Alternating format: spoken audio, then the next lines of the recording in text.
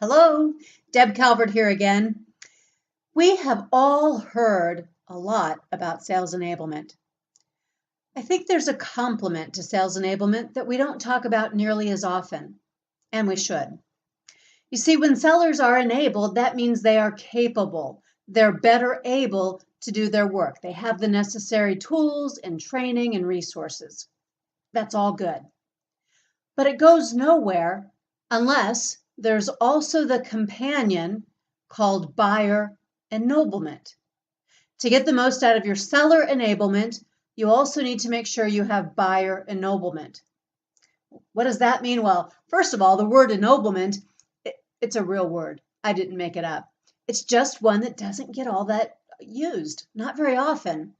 And I love it. I think it should be used a lot more often because to ennoble someone means to make them feel important and worthy, to elevate the way that they see themselves and to show that you see them in a way that suggests that they are worthy of your time. What buyer doesn't want to feel that way when dedicating some time and thought to a seller and what the seller brings to the table? All of your seller enablement gives you the opportunity to create wonderful things for buyers, great solutions, ideas, products, and yet buyers want one more thing.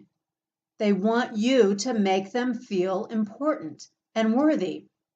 The way that you ennoble your buyers is by treating them with dignity and respect, first and foremost, but it's also something else. It's about creating a sense of community with them, about finding common bonds with them, about really listening and also answering their questions, not dismissing them.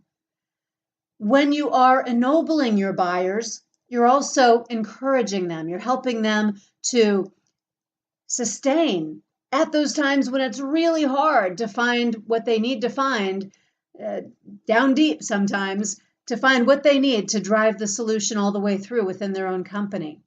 So there are lots of reasons to ennoble your buyers. We talk about this in the book, Stop Selling and Start Leading. This book is based on buyer research. So what I'm telling you comes directly from buyers. The book also has stories from sellers, stories about when sellers were at their personal best and made extraordinary sales. And that thing I'm calling buyer ennoblement, it shows up big time in the seller stories. So every time you're feeling enabled, think about the pass along value if you could also make your buyers feel ennobled.